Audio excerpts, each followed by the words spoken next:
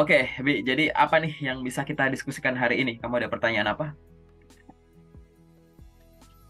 Mungkin ini Pak, kalau misalkan sebelumnya perkenalan dulu mungkin ya Pak. Boleh, Saya boleh, boleh. asli dari Garut Hmm, ya. hmm,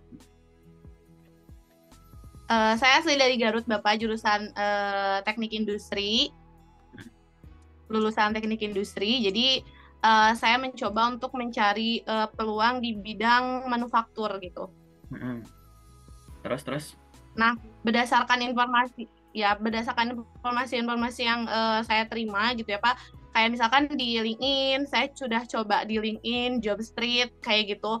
Nah, gimana sih caranya untuk mengetahui bahwa lowongan kerja tersebut itu valid gitu. Selain misalkan kan di LinkedIn itu bisa lihat profil ya Pak. Jadi dilihat dari sana misalkan beliau berasal dari VT apa, diperiksa kayak gitu gitu. Nah, selain melihat hal tersebut, apa sih Pak yang harus dilakukan untuk melihat kebenaran tentang lowongan kerja tersebut seperti itu Pak? Karena kan Oke, di Jobstreet juga kayak banyak banget gitu Pak lowongan-lowongan yang tersedia gitu. oke. Ini kita bahas secara umum LinkedIn dan Jobstreet gitu ya. Nih, aku paling Iya Pak. enak mungkin aku izin sambil share screen, jadi share whiteboard gitu. Kamu ini pakai HP, semoga kelihatan ya di situ ya. Kalau aku kalau aku bagi jadi tiga gini, kelihatan nggak? Iya kelihatan Pak. Kelihatan ya, gitu. Di sini aku mau nulis ini Ya. kategori, terus ini umum, ini job street, ini LinkedIn. Oke? Aku tulis gini dulu ya. Misalkan kamu menemukan suatu info locker, gitu ya. Info locker. Ini pertanyaanmu ini pertanyaan pertama. Serius. Selama 1 tahun ke belakang ya, pertanyaanmu ini pertanyaan pertama buat aku akhirnya jelasin kayak begini gitu. Jadi bisa buat belajar banyak orang. Contoh gini, kamu menemukan suatu info locker gitu kan. Maka gimana cara validasinya gitu. Aku ngomongin secara umum ya. Begitu kita lihat info locker, yang harus dilihat pertama itu adalah nama perusahaan. Oke? Jadi kamu harus tahu. Jadi gini, prinsipnya gini. Harusnya menemukan perusahaannya gitu ya. Menemukan nama perusahaannya harus semudah menemukan lokernya gitu. Ya kan? Jadi lihat dulu di info locker ada nama perusahaannya nggak gitu. Ini harus dicek. Di sini dicek nggak? Secara umum ya harus dicek, harus ada nama perusahaannya. Di Jobstreet ya harus ada nama perusahaannya. Di LinkedIn harus ada nama perusahaannya gitu. Jadi temukan dulu nama perusahaan. Oke. Kenapa? Karena kadang ada yang misalkan dibutuhkan sekian orang nih penempatan di Jakarta Selatan untuk jadi ini. Bagi yang berminat silahkan DM gitu. Di DM kamu langsung bilang minat gitu. Tapi kan kamu harus cari tahu dulu ini perusahaannya perusahaan apa gitu. Kamu punya hak untuk tanya gitu. Oke, jangan langsung kayak, oh aku minat gitu. Terus nanti ternyata di tengah nyesel. Kamu harus temukan karena kamu akan menemukan info locker yang kadang tadi bentuknya tuh kayak chat kayak gitu. Yang khususnya di LinkedIn misalkan. Bagi yang saya lagi butuh ini sini gitu. Di kalau di Jobstreet atau job Ya. portal yang lain biasanya kayak dibutuhkan ini nih. Biasanya nama perusahaannya, misal PT apa, ada di sana, ya. Ada nama PT-nya. Nah, kalau ada nama PT di sana, kalau ada nama perusahaan di sana, coba nama perusahaan ini kamu cari gitu. Validasinya di mana aja nih. Jadi di sini aku kasih satu kolom lagi ya gitu. Jadi ini adalah validasi. Validasinya tuh di mana aja? Aku tulis di sini ya, Google. Ah, sorry, jangan ini. Validasinya tuh di Google Search biasa, Google Maps, website, apalagi misalkan IG officialnya, ya kan? LinkedIn officialnya, apalagi tanya. tanya sama yang tahu. Kamu punya grup locker, kamu ada grup locker, tanya di grup gitu. Bahkan kalau di situ nyantumin nomor HP, get contact gitu-gitu. Pokoknya validasi di semua ini. Nanti semua yang aku tulis di sebelah sini, validasinya ke semuanya ini ya. Ini validasi semua ini berlaku di semuanya. Oke? Untuk apa? Jadi misalkan, kalau Iya. contoh yang pertama ini. Contoh yang pertama adalah, kamu validasi ini semua untuk mengetahui nama perusahaan itu valid. Itu dulu. Gitu ya, logikanya ya. Gitu. Nah, setelah kamu cari nama perusahaan, yang kamu cari adalah apa? Gitu. Yang kamu cari yang nomor dua, itu adalah sorry, di sini adalah masa berlaku locker gitu. Jadi setelah kita ngecek nama perusahaan, kita cek dulu ini masih berlaku nggak gitu. Jangan-jangan kamu udah validasi sono sini ternyata nggak berlaku gitu. Jadi yang penting valid dulu. Iya. Jadi tahu nama perusahaan, dah. Sekarang urutannya kayak gini, masih berlaku atau nggak gitu. Biasanya kalau di LinkedIn, ya kalau ada di menu job itu kan kelihatan udah close atau belum. Tapi maksudku kalau di LinkedIn kan kadang ada di postingan gitu kan, gitu. Iya, iya. Oke, itu. Validasi gitu. Masih berlaku atau belum? Kayak gitu. Terus apalagi yang mesti dicek kayak gitu dari semuanya ini? Yaitu terkait dengan kelengkapan info di lokernya gitu. Semua harus dicek nggak? Harus dicek gitu. Jadi yang dicari adalah info yang lengkap, bukan yang terlalu lengkap. Banyak loker nggak valid, info-info nggak penting dimasukin gitu. Oke?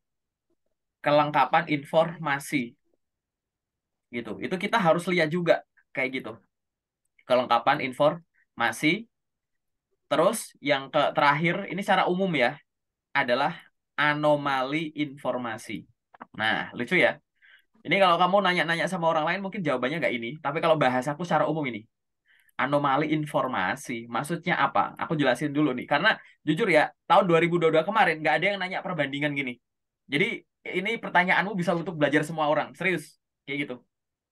Aku jelasin satu-satu. Tadi ya, kita percaya bahwa menemukan informasi soal perusahaan itu harus semudah menemukan lokernya. Aku ulang dari poin atas gitu ya. Jangan sampai kamu menemukan lokernya gampang, habis dicari tahu websitenya kok nggak ada. Cari di Google Search nggak ada, di Google Maps susah, gini gini gini. Harusnya kamu langsung peka. Loker di mana-mana, nyari website susah. Lah terus yang nge-share siapa? Itu dulu. Oke? Begitu ada nama perusahaan, atau mungkin kadang nama perusahaan udah di display, kamu search. Search-nya jangan diketik. Kalau perlu itu nama itu, ya kalau mau diketik, persis kayak yang ditulis. Karena banyak loker nggak valid namanya dimirip-miripin sama yang asli. Gitu. Gitu. Misalkan nama perusahaannya PT Bebek Goreng. Kayak gitu. Nah, terus habis itu namanya jadi PT Bebek Bakar. PT Ayam Goreng. Gitu. PT Bebek Group. Nah, gitu-gitu. Ya, contoh ya, kayak gitu. Jadi namanya dimirip-miripin gitu sama yang asli. Gitu. Ya, jadi jangan Iya. kayak pakai perkiraan. Bahkan tadi, cari di Google Search, harus ketemu website. Nggak ketemu Google Maps. Ingat, Google Maps jangan kayak kamu nyari di Google Maps ada, langsung kamu anggap ada. Zoom in tuh. Banyak loker palsu yang titiknya di tengah jalan. Banyak loker palsu yang titiknya di situ-situ aja. Nama perusahaan berganti-ganti, titiknya di situ mulu. Gitu. Aku bisa bilang gini karena aku udah bertahun-tahun ngurusin ini gitu. Oke. Jadi gitu. Kalau perlu Iya. kamu lihat 3D view-nya gitu. 3D view-nya. Aku pernah ada perusahaan dibahas di Iya. grup grup berapa ya? Fast grade 10, 11, 12 aku lupa. Bahkan di 3D view-nya itu ke capture ada kumpulan orang, ya tapi kalau di Google kan wajahnya di blur gitu ya. Ada kumpulan Iya. orang yang lagi kumpul di depan suatu tempat. Seolah-olah tuh dari gambar itu kita bisa nebak mereka tuh nggak kenal, saling kenal di tempat, tapi nggak berani datengin tempat itu, kayak berdiri di halaman parkirnya, kayak lagi diskusi, bener nggak sih kantornya itu? Itu ke capture di view itu. Aku lupa di grup yang mana gitu. Jadi cari Google Maps tuh sampai segitunya, gitu kan? Mungkin nanti ada yang informasinya tuh Google Maps-nya itu udah disediakan sama sana. Bandingin dengan pencarianmu sendiri kayak gitu. Ya, itu dari sisi nama ini ya. Oke, yang kedua tadi masa berlaku. Ini kan malah gampang. Jangan sampai kamu udah nyiapin ini itu ternyata lokernya udah nggak, udah kedaluarsa kayak gitu, ya kan? Nggak ada. Terus tadi kelengkapan informasi. Ingat ya, loker palsu itu lebih banyak flexingnya, lebih banyak lebaynya gitu.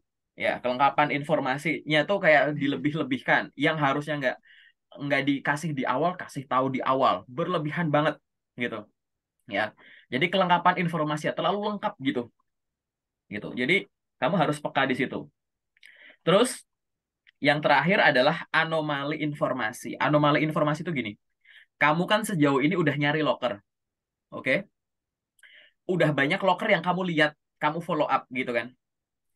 Anomali itu, inti dari anomali itu apa sih itu? Dia tidak biasa, kelihatan menonjol dibandingkan yang kebiasaan gitu. Jadi yang reguler tuh gini, tapi ada yang menonjol, ini disebut anomali, sesuatu hal yang tidak biasa. Nah, anomali informasi itu gini. Biasanya orang kalau posting loker itu kan cuma ini aja. Kok ada itu sih? Nah, gitu. Paham nggak? Biasanya kan kalau Ya, posting paham. loker kan ini aja. Kok itu ada rute-rutenya sih? Gitu. Anomali gitu loh. Di luar kebiasaan loker-loker pada umumnya gitu. Orang yang sering lihat loker pasti ada anomali itu peka karena kau punya journey gitu. Oke. Jadi kayak wah, ini bener nggak ya? Ini bener nggak ya? Kayak gitu. Ini anomali ini. Nah, dari semua ini intinya tuh apa sih kenapa aku akhirnya gambarin kayak gini gitu. Ini loh, aku ingin nunjukin kamu ini loh. Semua ini ya, mau umum, general, Jobstreet, LinkedIn, dan lain-lain, cara kerjanya tuh sama gitu. Cara nyari info lokernya tuh, validasinya tuh sama. Harus multi ini loh, multi gitu ya, multi channel. Validasinya tuh kemana-mana gitu. Oke, gitu. Kenapa kok kayak gitu? Ya balikin lagi gitu. Kita belum tahu, baru terjun ke industri, ke dunia kerja, ya kan? Yang kedua, tadi orang-orang mungkin kalau kamu nanti udah nonton channel YouTubeku, buka playlist FAQ seputar karir, di situ ada video yang aku tulis 10 ciri orang yang disukai lowongan kerja palsu. Nah, gitu. 10 ciri ini, 10 sifat ini jangan sampai ada di kamu atau di teman-teman kamu yang akhirnya kamu tuh jadi target. Kamu tuh adalah orang yang disukai sama yang palsu-palsu ini. Kayak gitu. Validasinya harus kayak gini. Oke? Pokoknya inti dari ini apa sih? Kalau ini mau semua ini, kalau mau dijadikan satu kalimat tuh apa sih? Kalau nggak tahu, nanya. Dah, kuncinya itu. Jadi secara umum, ya, pertanyaanmu tadi, kalau dijawab dengan satu kalimat, Ya, kayak tadi aja. Kalau nggak tahu, Google gitu. nanya. Nanya siapa? Nanya Google. Google Maps. Orang di grup. Rekruternya, akun rekruternya asli di DM. Official social media, LinkedIn, IG-nya DM. Bener nggak nih? Sambil ada capture-nya. Gitu. Gitu. Dan lain-lain. Gitu. Begitu kamu yakin, baru kirim. Jangan kebalik. Yang bener kan tadi, kalau nggak tahu, nanya. Biar apa? Biar kamu tuh cari tahu dulu, baru lamar. Oke? Nah, banyak orang kebalik. Lamar dulu, baru nanya. Jadi ngelamar, begitu ada panggilan tes ke tahap selanjutnya, teman-teman ini asli nggak ya? Gitu. Mungkin kamu pernah nemuin di grup. Dan biasanya kalau di komunitas kita, aku jawabnya gimana? Iya. Lah, Anda udah cek belum? Lah, sebelum lamar tuh ada yang cek nggak? Kayak gitu. Bukannya aku Iya. nggak mau jawab, cuman kalau aku langsung jawab, itu aku memperlakukan teman-teman kayak mohon maaf anak SD gitu, ya kan? Gitu. Jadi cari tahu dulu, Iya, iya. baru ditanyain gitu. Ya, teman-teman ini valid nggak ya? Sebelumnya aku udah riset nih hasil risetku. Website perusahaan ada tapi nggak aktif, get contact nggak muncul, alamat email, email perusahaan, akun LinkedIn, ini akun LinkedIn-nya gini-gini. Jadi kita jadi oh oke, kita harus lengkapi kayak gitu. Nah, ini semua adalah cara biar kamu bisa tadi ya coba lakukan biar terhindar dari yang tadi kamu tidak inginkan. Nah, aku nggak tahu, Bi, Iya, sejauh iya. ini kamu prakteknya gimana? Kalau memang udah selengkap ini, lanjutkan. Kalau belum lengkap, coba cek yang mana gitu. Itu. Jadi ini ya, Iya, secara umum ya. iya makanya soalnya kan Pak, Hmm? Gimana? ya soalnya kan di Jobstreet sama LinkedIn kan emang banyak banget lowongan gitu ya untuk saat ini kayak Happy tuh lamar ke PT-PT yang bener-bener Happy tahu gitu. Misalnya kayak Indofood, Karir misalkan yang kayak gitu gitu. Jadi sejauh ini tuh emang yang sekiranya tahu dan ada di Google aja gitu. Nah kalau misalkan bertanya maksudnya bertanya itu ya supaya lebih lengkap gitu. Apa sih sebenarnya yang harus dilakukan gitu Pak untuk mengetahui validasian loker tersebut gitu Pak. Makanya Oke, terima kasih untuk informasinya gitu. oke. Ini lanjutan dari yang kamu bilang barusan ya, gitu. Ini memang jadi dilema sih. Karena gini, Iya. yang pretend gitu ya, pura-pura jadi perusahaan existing itu ada, gitu. Jadi ngaku-ngaku Oh, jadi PT besar, ngaku-ngaku jadi perusahaan besar, ngaku-ngaku jadi BUMN, ngaku-ngaku jadi perusahaan multinasional, itu banyak. Loker itu juga beredar. Jadi loker palsu itu ada yang ngaku-ngaku jadi perusahaan besar, ada yang memang sengaja namanya tuh nama orang yang gak familiar, tapi namanya dimirip-miripin sama yang asli. Jadi kayak kita ngerasa secara bawah sadar udah kayak, oh itu tuh pasti ini, gitu. Ah paling ini grupnya ini, gitu. Oke. Nah ini ada dua hal ini nih, gitu. Jadi walaupun kamu nemu perusahaan besar, kamu tahu namanya, hati-hati juga, gitu. Udah berapa kali, mungkin kamu kalau udah agak lama di grup, pada bagi-bagi tuh panggilan kerja palsu, PDF 7 halaman, PDF 3 halaman yang ada biaya akomodasi ini itu dan lain-lain kayak gitu. Itu pakai nama-nama perusahaan besar, ada yang swasta, ada yang BUMN, ngaku-ngaku palsu, gitu kan. Ada juga yang palsu yang namanya kita nggak familiar gitu. Tapi kita harus cek dua-duanya. Kenapa? Karena kalau ada yang palsu kayak gini, ada yang asli. Nah, dilemanya di situ. Makanya kita harus cek, gitu kan. Lalu yang nggak familiar, ada yang palsu, ada yang asli. Yang asli biasanya apa? Misalkan kita pengen, misal gini, kamu kuliah jurusan A, oke? Terus kamu pengen alih bidang gitu, pindah bidang, ngambil jurusan B. Nah, jurusan B ini biasanya lulusannya ke perusahaan-perusahaan kayak DEFG atau XYZ gitu. Nah, kadang tuh nama perusahaan nggak familiar karena bukan perusahaan itu palsu, tapi itu ada di industri yang beda. Jadi kita belum tahu kalau itu tuh sebenarnya terkenal gitu loh. Makanya mau kayak gimana pun, loker harus kamu detailin. Memang cara yang paling valid, paling gampang adalah pastikan sumber lokernya dari sumber utamanya, dari perusahaannya. Perusahaan bisa lewat dua, website perusahaan, sosmed, atau lewat rekruter-rekruternya, gitu kan. Termasuk kalau kamu menemukan info lokernya yang dari tangan kesekian, kamu di grup lokerku kan, artinya loker yang di grup itu kan nggak bukan dari aku, ya kan?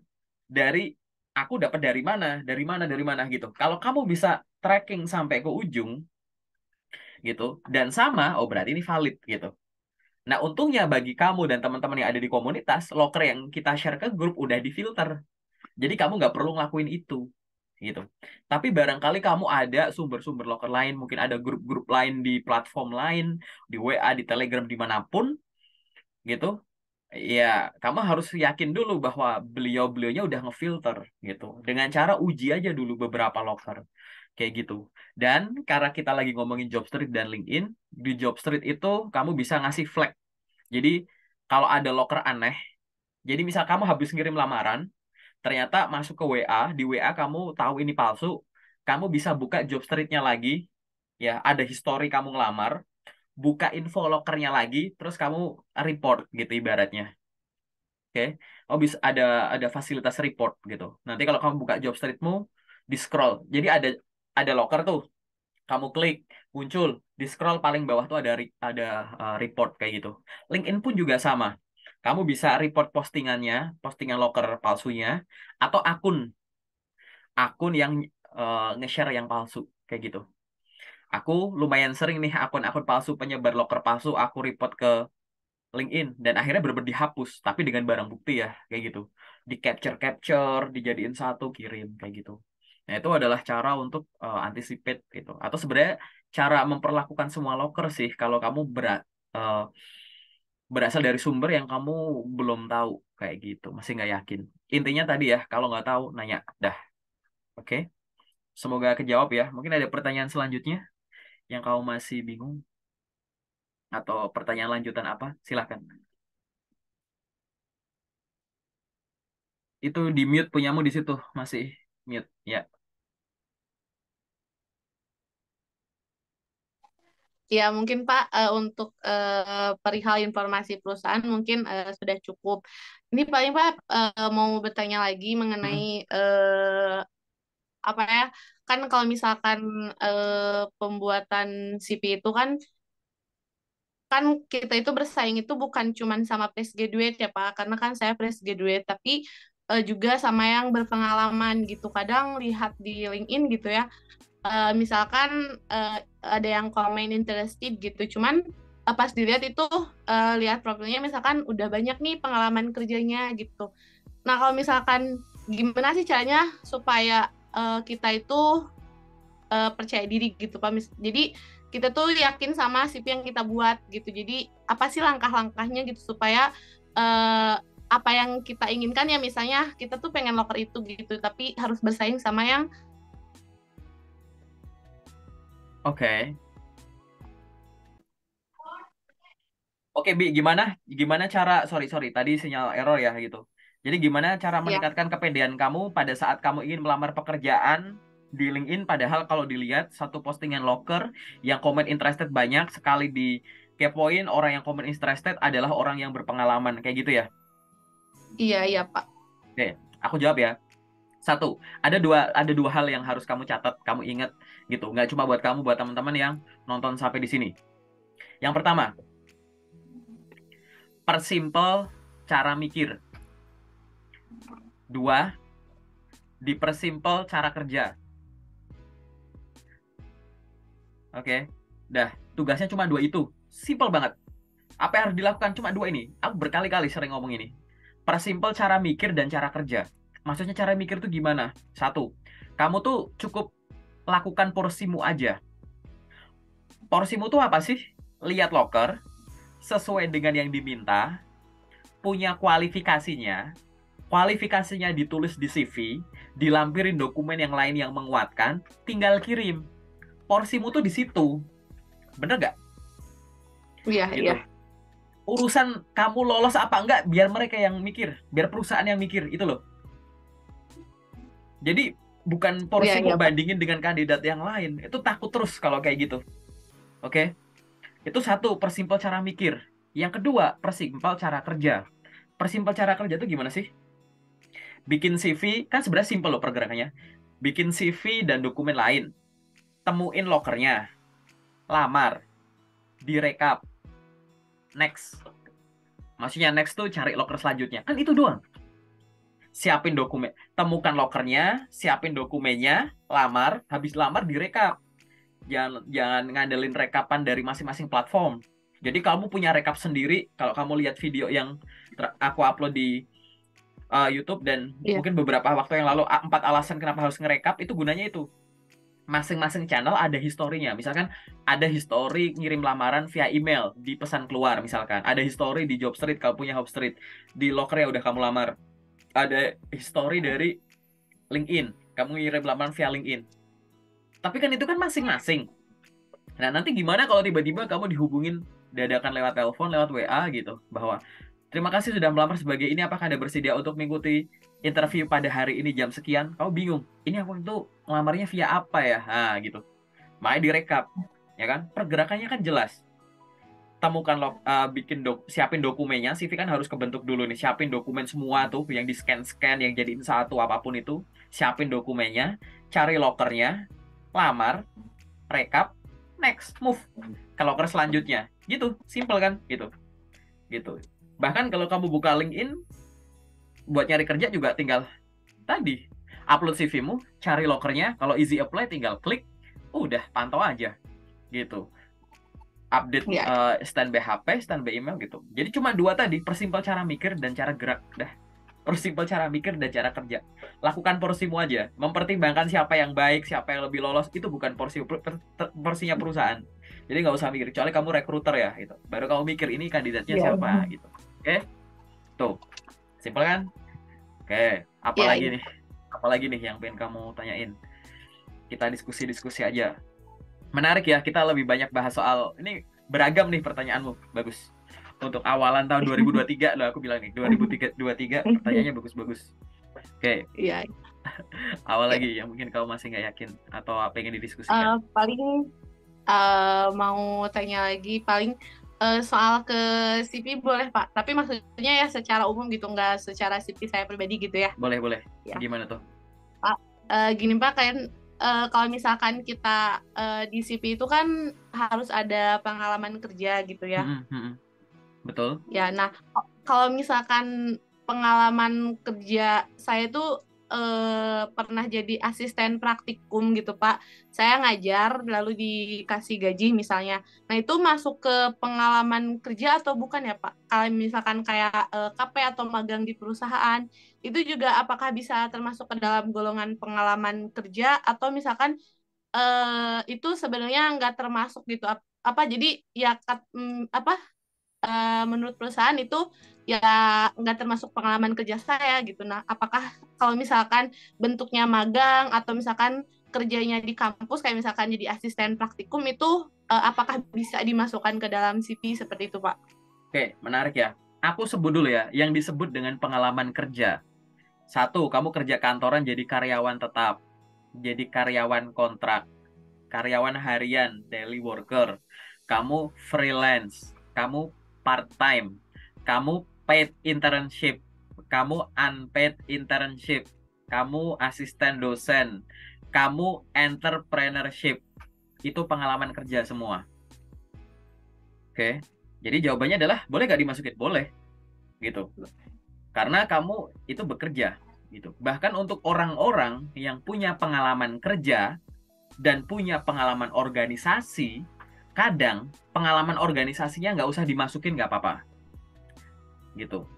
Jadi untuk orang yang sudah, misalkan kamu masih fresh grade, pengalaman kerja misalkan ya asisten dosen sama magang atau cuma magang, organisasi dimasukin nggak apa-apa, gitu. Tapi kalau pengalaman kerjamu udah banyak, gitu ya, pengalaman kerjamu udah banyak, organisasimu juga aktif banyak, maka kadang organisasi itu cukup ditulis seadanya nggak apa-apa.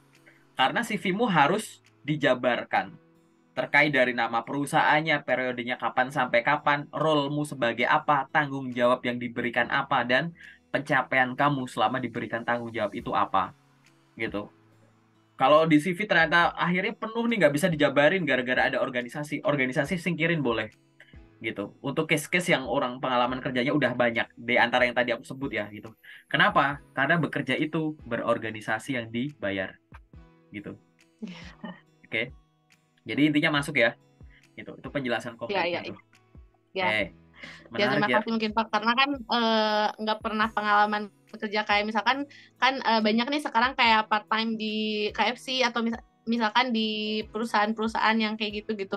Nah, saya kan nggak pernah gitu selama kuliah karena cuma jadi asisten praktikum dan aktif di organisasi aja gitu. Makanya suka bingung sama takutnya ini nggak dianggap gitu. Makanya saya bertanya tentang hal itu Pak untuk di CV gitu. Hmm. Ya, benar, nggak apa-apa gitu. Bahkan kadang tuh nanti pertanyaannya nyambung, Kak.